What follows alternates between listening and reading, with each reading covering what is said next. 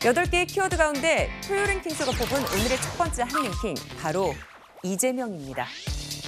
어제 이재명 민주당 대표의 공직선거법 위반 사건 3차 공판에서 유동규 전 성남도시개발공사 사장 직무대리는 정진상 전 실장이 친한 사람을 데려오라고 지시해서 김문기 전 처장으로 출장자를 바꿨다며 김 전 처장을 모른다는 이 대표의 말을 정면으로 반박했습니다.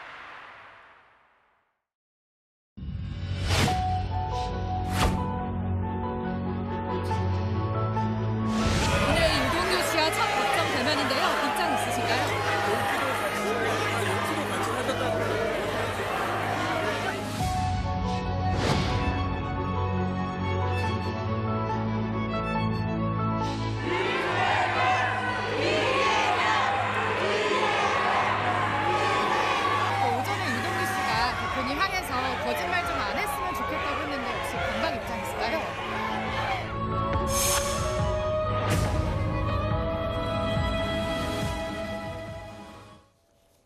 네, 스튜디오에는 이현종 문화일보 논설위원, 최진봉 성공회대 신문방송학과 교수, 그리고 정혁진 변호사, 박상규 채널A 개건 해설위원 나오셨습니다. 안녕하십니까? 네. 네, 어제 민주당 이재명 대표 공직선거법 위반 혐의 3번째 재판이 열렸습니다. 유동규 전 본부장이 증인으로 출석했는데 두 사람 대장동 의혹이 불거진 이후 1년 반 만에 대면한 겁니다. 재판에 출석할 때 이재명 대표 앞서 영상에서 보신 것처럼 기자들의 질문에 묵묵부답하는 모습이었습니다. 유동규 전 본부장은 또다시 이 대표를 향해서 거짓말 좀 하지 말란 얘기를 꺼냈습니다. 말씀하실 거 있으세요? 뭐 특별하게 없습니다. 좀 거짓말을 좀 안 하고. 이재명 대표도 곧 기소한다고 하는데 어떻게 생각하세요? 법대로 되겠죠. 428억 약정 의혹은 이번 기소 범위에서 빠질 것 같거든요. 어떻게 보십니까? 다 드러나지 않겠습니까? 네, 어제 법정에서는요, 이 대표와 유 전 본부장 재판 내내 눈도 마주치지 않았고 또 유 전 본부장은 이 대표를 이재명 씨라고 부르면서 김 전 처장을 모를 리 없다는 증언을 이어갔는데요. 이현종 의원님, 네. 유 전 본부장의 증언 중에 핵심적인 내용이 있었을까요? 일단 전체적인 분위기를 보면 보통 이제 이재명 대표 뭐라든지 네. 뭐 이렇게 이야기를 할 텐데 이재명 씨라고 한 것은 이제 굉장히 좀 이 싸늘하게 대하는 뭐 그런 어떤 표현이 아닌가 싶습니다. 네. 어제 같은 경우는 이제 이재명 대표가 김문기 씨를 모른다라는 것들을 이제 유동규 본부장은 뒤집는 증언들을 많이 했어요. 예. 일단 이재명 대표가 성남시장 되기 전에 2009년도부터 김문기 씨를 알고 있었다. 그리고 김문기 씨가 개별적으로 통화했다는 이야기를 들었다. 이런 이제 진술을 한 바가 있고요. 네. 그다음에 이제 호주 출장이 이게 이제 굉장히 주목이 됐습니다. 호주 뉴질랜드 출장에서 같이 골프도 치고 했는데 김문기 씨를 모른다라고 이야기를 했지 않습니까? 그런데 호주 출장 전부터 이재명 대표 측에서 좀 더 친한 사람으로 좀 바꿔달라. 원래는 유한기 씨가 이제 아마 가기로 했던 것 같아요. 그런데 그게 이제 김문기 씨로 바뀐 이유가 이재명 대표가 당시에 이제 그 성남 모라토리움을 극복을 했거든요. 네네. 극복선을 하고 이제 재선에 당선이 됐는데 이재명 대표가 이제 골프를 좋아한답니다. 근데 이제 국내에서는 도저히 할 수 없으니까 밖에 나가서라도 좀 할 수 있도록 해달라. 이런 취지로 이제 정진상 씨가 유동규 씨한테 부탁을 했다는 거죠. 네. 그래서 이제 골프를 치고 또 요트도 이제 직접 주문해서 했기 때문에 이거는 김문기 씨를 모른다고 이야기할 수가 없다. 그러니까 이런 어떤 정황들을 이제 제시를 했고 또 그 이후에도 보고를 할 때 자기가 같이 나가서 보고한 적도 있다. 이렇게 이야기를 함으로써 실적으로 이제 김문기 씨를 충분히 알고 있다는 증거들 이런 부분들은 유동규 씨가 이제 집중적으로 증언을 한 것 같습니다. 네, 최진봉 교수님, 하지만 이재명 대표 측에서는 여전히 여러 사람 중에 한 명이었을 뿐이다 이렇게 얘기를 하고 있네요. 그렇게 얘기를 하고 있죠. 그러니까 김문기 씨가 대면 보고를 한 여부에 대해서는 당시에 김문기 씨가 시장에게 직접 보고할 위치가 아니었다. 성남시장일 때. 물론 나중에 경기도지사가 되고 나서 이 사안과 관련해서 여러 논란이 되니까 그걸 확인하기 위해서 전화 통화를 했다고 얘기했어요. 다만 시장 당시에는 직접적으로 김문기 씨가 보고한 서류에는 시장 결재란이 없었다라고 얘기를 하고 있고요. 호주 출장 동행 에 대해서도 성남시장 시절에 16개국을 출장을 다녔고 동행한 사람이 40명 정도 되는데 그 사람을 다 기억할 수가 없다고 얘기를 했어요. 근데 물론 네. 이 기억이라는 개념을 제가 지난번에 한번 말씀을 드렸는데 저분이 예를 들면 김문기라는 분이 부하 직원이라 하는 부분을 모르는 건 아니라고 봐요, 저는. 그런 네. 의미로 얘기한 게 아니고 그 사람에 대해서 구체적으로 어떤 업무를 어떻게 하고 있는지 뭐 이런 부분들이라든지 아니면 그 사람에 대해서 관계성의 문제에 아마 인지 이런 부분들을 얘기한 것 같아요. 그래서 거기에서 약간의 차이가 있는 것 같습니다, 지금. 그러니까 유동규 씨 입장에서는 같이 가는데 모를 리가 있느냐라고 얘기를 하고 이재명 예. 대표 입장에서는 아니 같이 가고 알 수는 있죠. 일행이라고 알 수는 있지만 그 사람에서 안다고 하는 개념 자체가 상당히 사람에 따라 다를 수 있다. 이런 부분들을 어필하는 것 같습니다. 네. 지난주 이 시간에 호주 출장 당시 이 대표와 김문기 씨가 함께 찍힌 추가 공개 사진을 보여드렸는데요. 박상규 의원님, 어제 재판에서 이 당시 패키지 여행을 놓고서 공방이 상당히 있었다고요? 네, 이재명 대표 측에서는 이게 패키지 여행 아니냐. 예. 패키지 여행을 같이 가면은 사진도 같이 찍을 수 있고 뭐 그렇지만 친한 사람이라고 단정할 수는 없지 않느냐. 이렇게 이제 해명을 내놨다는데 여기에는 중대한 허점이 있습니다. 왜냐하면 저게 패키지 여행이긴 한데 예. 공무원 한 팀을 패키지로 할 경우에는 자유 일정을 넣고 전담 가이드를 붙이는 일반 절충형 패키지가 되거든요. 그러니까 네. 여기서 찍힌 사진들이 저도 패키지 여행 여러 번 가봤습니다만은 모르는 사람하고 사진 찍힐 수 있죠. 그 네. 사진과는 이게 다른 겁니다. 그리고 이 패키지 자체가 그 안에 골프를 같이 치는 패키지 이런 건 없어요. 골프 여행을 뭐 모르는 사람하고 어떻게 합니까? 골프를 2인용 카트를 빌려서 한다든가 바다 낚시를 요트를 전세내가지고 비서와 함께 거의 3명 단둘이 또 요트를 즐긴다. 이런 것을 패키지 여행이기 때문에 뭐 친한 사람들과 사진이 찍힌 거와는 다르다. 네. 그 뭐 대면을 했거나 마주 앉아 식사를 한 거 우연히 찍히는 패키지 사진에 저런 게 있지 않느냐라는 그 주장을 이재명 대표 측 변호인이 했는데 네. 이 패키지가요. 원래 제임스 쿡 선장이 만든 거예요. 1841년에. 근데 그 당시에 패키지라는 게 값싼 가격에 모르는 사람들이 이렇게 와서 그냥 다니는 거 아닙니까? 예. 그 패키지를 주장한 것 같은데 패키지는 그런 패키지만 있는 게 아니라 사실상의 자유여행성 패키지다. 공무원 단체를 전담해서 한 패키지이기 때문에 이런 주장은 이치에 맞지 않는다고 저는 봅니다. 네, 그렇게 검찰 측의 입장과 이제 박상규 위원의 입장이 좀 비슷한데요. 지금까지 3차례 재판이 진행되는 동안 주요 증거로 호주 출장 당시의 골프 라운딩과 바다 낚시, 아까 말씀하신 것처럼 이게 쟁점이 되고 있는데 특히 골프를 함께 친 것과 관련해서 이재명 대표와 유동규 전 본부장의 주장은 이렇게 상반되고 있습니다.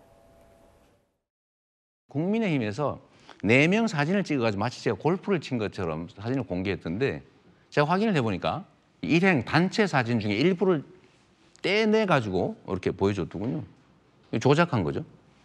2인 카드 2대 빌려서 하나는 이재명 지사를 보좌하기 위해서 김문기가 직접 몰면서 해줬고요. 외국 골프장은 러프가 길어요. 공을 자주 잊어먹습니다. 한국에 같이 캐디가 없으니까 직접 찾아야 됩니다. 김 팀장 거기 있어? 이런 것도 다 얘기했었고. 네, 쟁점은 고 김문기 씨를 몰랐다는 이재명 대표의 발언이 허위 사실 유포인지를 가리는 겁니다.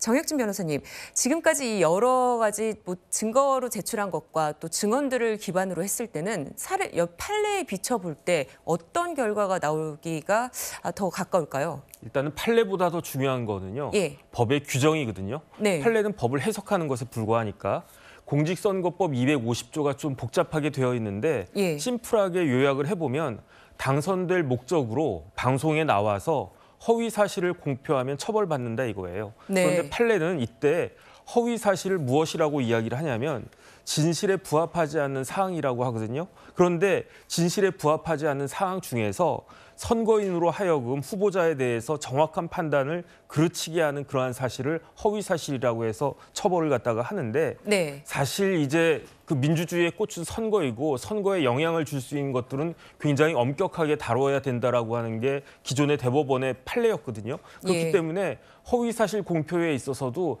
사실 굉장히 엄격하게 이 부분을 그 처리를 갖다 했었는데 지난번 2020년에 이재명 대표 관련된 그 허위사실 공표 유명한 대법원 판결이 나왔어요. 네. 근데 그때는 뭐라고 그랬냐면은 적극적 거짓말과 소극적 거짓말로 구분을 해가지고 만약에 소극적인 거짓말일 때에는 처벌하지 않을 수 있다. 대법원 판례가 이렇게 나왔거든요. 예. 그래서 기존의 그 항소심에서 300만 원 벌금형에 처해졌던 이재명 대표를 무죄로 선고를 갖다 했단 말이에요. 그런데 그때도 그 판례에 대해서 굉장히 논란이 많았어요. 왜냐하면 제가 하얀 거짓말, 새빨간 거짓말 이런 말은 뭐 많이 들어봤어도 적극적 거짓말, 소극적 거짓말 이런 말은 들어보질 못했었거든요. 이 대법원 판결이 나오기 전에. 네. 왜냐하면 가만히 있으면 이게 소극적 거짓말일 수도 있겠는데 네. 적극적으로 이야기를 갖다 한 거를 소극적인 거짓말이라고 하니까 그러니까 그때도 이 판례가 이게 말이 되는 거냐 해가지고 많은 그 법조인들 사이에서 논란이 됐었는데 근데 다른 걸 떠나가지고 이번 케이스는요. 아무리 좋게 생각을 갖다가 한다고 해도 소극적 거짓말이라고 할 수가 없는 것이 이게 토론회에서 그냥 즉흥적으로 이야기한 게 아니고 방송에서 준비된 상태에서 이야기한 거고 한두 번 이야기한 게 아니지 않습니까? 예. 서너 번씩 나와가지고 똑같은 이야기를 지금까지도 하고 있잖아요. 그다음에 시점을 봐서도 김문기 씨가 사망한 그 다음 날부터 계속 그런 이야기를 갖다 했기 때문에 네. 웬만해가지고는 제 생각엔 여기서 무죄를 지난번처럼 이끌어내기는 거의 그 희박하다. 저는 그런 생각이 듭니다. 네, 결과는 뭐 지켜봐야겠지만은 또 이제 법조인의 입장으로서는 좀 희박하다는 얘기도 하셨습니다. 자, 다음 재판에도 유 전 본부장이 증인으로 출석할 예정입니다. 이 대표와 유 전 본부장 앞으로 대장동 재판에서도 만나게 될 것 같은데 이제 전초전이라고 해야겠죠. 유 전 본부장 이번 주엔 이 대표 측근인 정진상 전 대표실 정무조정실장과 재판에서 충돌을 했습니다. 특히 성남시장 집무실에 CCTV를 놓고 가짜 논란이 있었는데요. CCTV를 두고 과거 이 대표가 이런 얘기를 했었습니다. 제가 그 CCTV를 그때 달았는데 그걸 왜 달았냐면 한명숙 총리 때문에 단 거예요. 그때 누가 또 돈을 던지고 왔다고 그러지 아니 않았어요? 그러니까 그 제가 취임을 하고 나니까 네.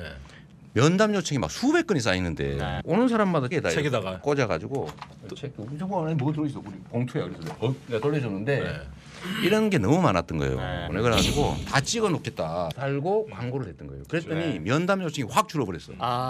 그동안 대국민 이제 사기극 중에 하나가 그냥 시장실에다가 CCTV를 뒀다. 그게 사실은 그 가짜 CCTV거든요. 음성이고 뭐고 들어가는 게 아니라 그냥 달려있기만 한 이 CCTV였고요. 정진상이 저거 안 된다. 작동 안 한다. 그렇게 말한 적도 있었습니다. 최소한 이제 시장실에 있는 거는 가짜고요. 제가 알기로는 그 비서실에 있는 부분도 좀 가짜가 있다라고 들었었습니다. 네, 유 전 본부장이 CCTV가 가짜라고 주장한 이후에 현재 성남시에서도 언론 취재할 때만 작동하는 CCTV라는 입장을 내기도 했습니다. 이현정 의원님, 네. 그런데 정진상 전 실장은 당시 이재명 시장 당시에는 작동을 했다 이런 입장 아닌가요?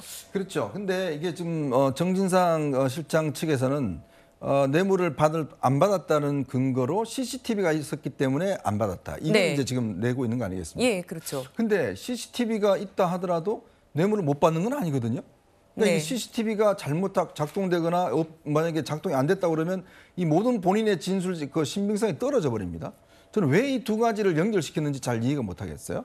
네. 왜냐하면 CCTV가 있더라도 예를 들어서 그 정진상 실장이 그 비서실 내에서 사무실 보면 칸막이가 꽤 높았다는 거 아니겠습니까? 예, 그렇죠. 밖에 잘 볼 수가 없었고 그리고 뭐 돈이라는 게 봉투에다가 조그맣게 주는 건데 이게 CCTV 안 찍힐 수도 있는 거거든요. 그러니까 CCTV가 있었기 때문에 뇌물이 주지 않았다.